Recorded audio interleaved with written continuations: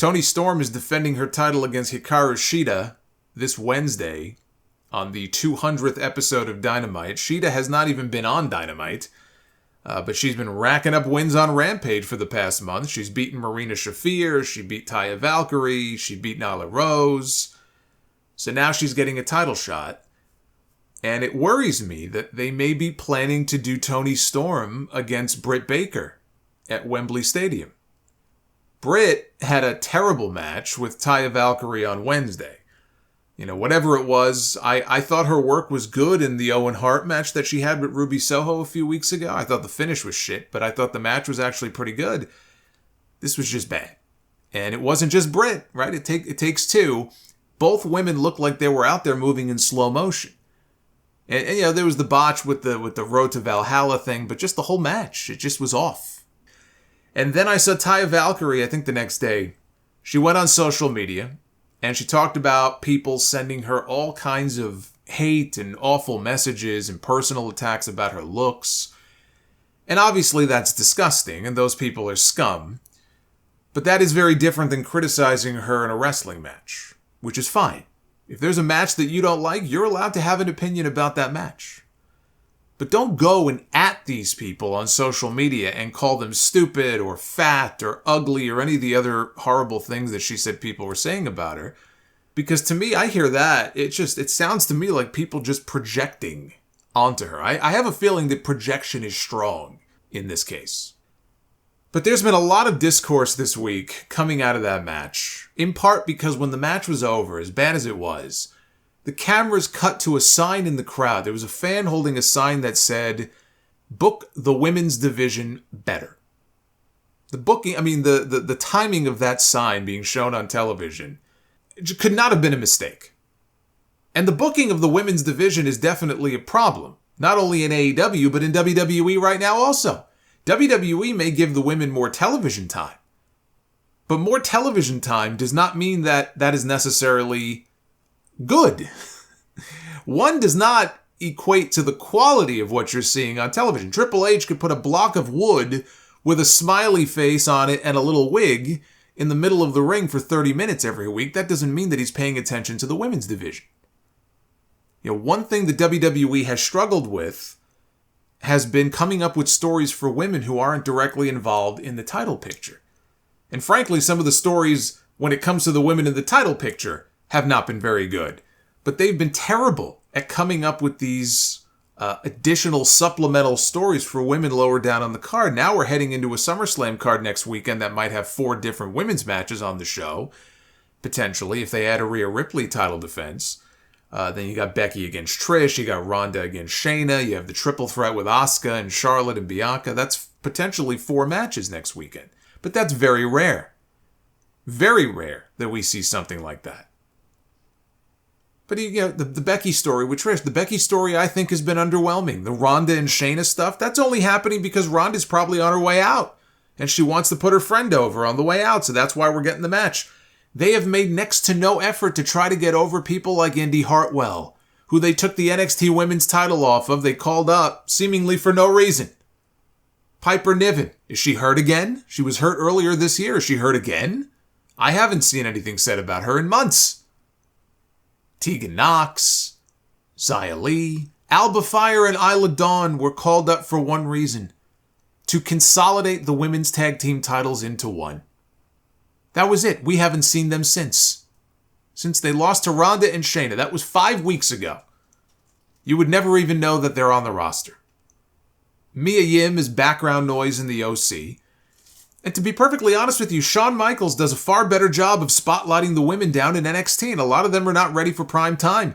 But he gives them a lot of opportunities and a lot of face time on television. That's one thing about this new NXT, that you can't say that Shawn Michaels does not give attention to the women on that show.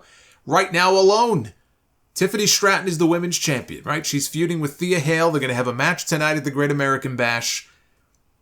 But we've got Roxanne Perez and Blair Davenport in a feud. We've got Cora Jade and Dana Brooke in a feud. We've got Lyra Valkyria and JC Jane in a feud. And they just had Rhea Ripley on the show on Tuesday, wrestling Valkyria and putting her over in the process. I mean, she didn't win, Lyra, but She got put over pretty strong in that match, and when it was over, Rhea told her, go prove me right. Go ahead, take it to JC Jane. So they're even using main roster talent like Rhea Ripley, who is by far the top women's star at the moment that they have in this company. Bigger than Charlotte, bigger than Bianca, bigger than Becky.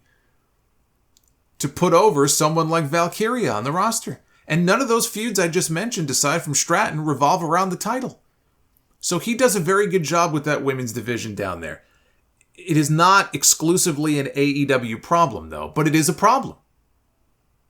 I don't think Tony Khan really cares about women's wrestling. He grew up tape trading, and then later on he was a big fan of ECW. He was a big fan of Ring of Honor, which is why he bought the fucking thing and he brought it back instead of just letting it die, which Vince McMahon probably would have done. He would have picked the bones. He would have had a little tab for Ring of Honor on Peacock, and that would have been the end of it. But Tony Khan was a huge ROH mark, so he bought the promotion. That's what he was a fan of. To my knowledge, he didn't grow up tape trading old fucking, All Japan women's wrestling when he was a kid. I just don't think it's a real priority for him. He clearly doesn't give it a similar level of attention as he does to the men. We had Britt Baker and Thunder Rosa close the show a couple of times on TV, and we just saw Athena and Willow Nightingale main event a Ring of Honor pay-per-view for the first time in the 21-year history of that company. Not because he's a huge fan of women's wrestling, but because Mark Briscoe got hurt, and he lost his main event. So he let the ladies close the show. And I thought they went out there and they hit a home run. Now, I understand that the division has been besieged by injury at times. Even right now, they have a few women who are out. Other than Jamie Hayter, though, there's no woman on the roster who's out, hurt, or pregnant, or otherwise, who is being pushed as a huge star. You could say Thunder Rosa, I guess, but she's been gone for basically a year. Her last match was in August of last year. So she hasn't even really been a factor for a long time. Jamie Hayter is really the only big name at the moment who's out injured. And I'm sure the Jamie Hayter injury probably screwed up all of his plans for the Outcasts, whatever they were going to do with them. But why, for example, why did we never get the Britt Baker turn on Jamie Hayter? That should have happened months and months ago. Now Britt is all by herself. We haven't seen Reba, or Rebel, whatever. I don't even think she's around anymore. Jamie's obviously been gone, so Britt's all by herself. She's a babyface again. Britt Baker should not be a babyface. Britt Baker should be a heel. Britt Baker was a babyface. And it sucked until she went heel and she found herself and she got better and she got... it was like a totally different person. But Britt Baker is better off as a heel and not a babyface. The fans can chant DMD all they want. I still think she's miscast. I'm not saying that she's not popular, that people don't like her, but I think she's miscast. It's the same thing with Charlotte Flair. Charlotte comes out, yeah, there are people in the crowd who cheer for her, she gets a big reaction, but she is miscast as a babyface. So now my fear is that they're priming the pump for a Britt Baker clash with Toni Storm at Wembley Stadium, and maybe even Britt getting the belt back, which would be a terrible idea. She has taken a back seat this year, Britt has. She hasn't been featured front and center as much as she has been in the past. That's a good thing, to give other women a chance to shine. But I hope that's not the idea that Tony Khan is going with.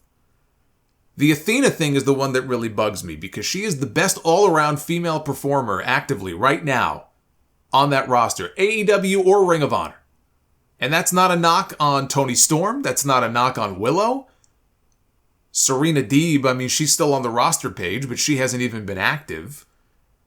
Athena is their best talent right now, and she is being hidden away behind a paywall. The only reason we got her on television was because of the Owen, and now that's over. She has had a great run as the Ring of Honor Women's Champion, the best one yet.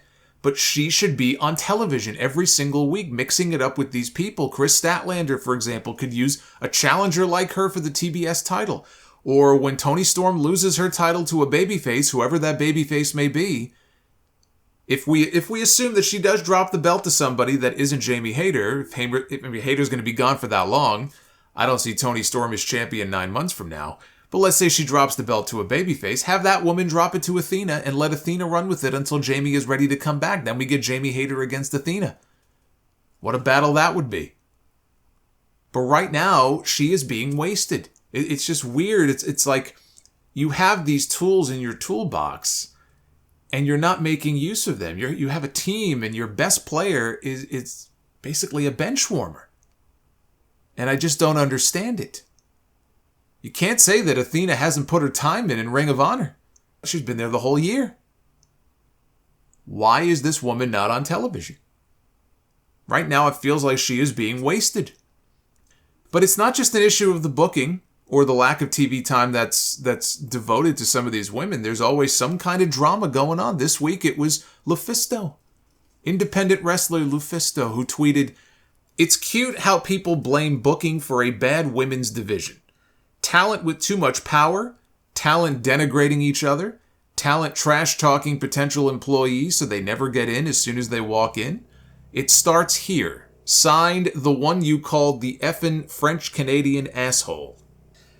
Now, she didn't name names, which, of course, led people to start speculating that she was referring to Britt Baker, which is why Britt got so much heat online. It was, she had the bad match on Wednesday, then this happened, so people automatically assumed, oh, she must be talking about Britt Baker. Sean Ross Sapp came out and said Britt had absolutely nothing to do with the situation. He wouldn't say who she was referring to, but he made it very clear that LuFisto was not referring to Britt Baker. Unfortunately, this is what happens when wrestlers post cryptically vague tweets online. People start running with speculation. They pick a target, and that's it. They run with it. But you know what? Britt made herself a target last year with her comments about Thunder Rosa. So she is not completely innocent either. She's not some innocent victim. I have little sympathy for her after the whole Thunder Rosa fiasco. It's a shame that there are people in that division causing problems, but that's not a women's thing. That's a wrestling thing. Backstage politics in wrestling has been a thing since before a lot of us were even born.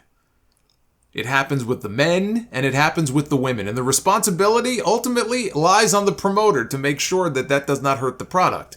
If it's causing chaos in the locker room, eventually that's going to bleed over into what we see on TV as far as who's used, who doesn't get used, who's pushed, who's buried, or who's kept off television. It's going to eventually leak out and have an impact on what you and I are seeing on television. And if there is a person, or if there is a group of people behind the scenes in that AEW women's locker room who are so full of themselves that they are actively holding back other talent, then that's on Tony Khan to step up and do something about it. Because it's not their locker room, it's his locker room. It's no different than the Brawl Out situation last year. You heard me rant on that plenty of times. Tony Khan signs the checks. Tony Khan is the boss. The buck stops with him. It's on him to step in and do something about it. And if there is somebody who has undue influence on him, I have no idea if there is or not. You know, it's been said that Shawn Michaels and the Clique, they had undue influence over Vince McMahon in the mid-90s.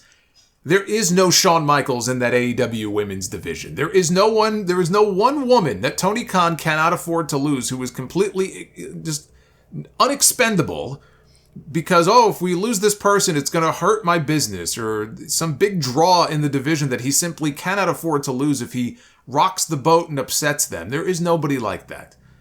So he needs to step in. If this is happening, he needs to step in and put an end to it, because those people seem to have a very high opinion of themselves, and they are doing more harm than good.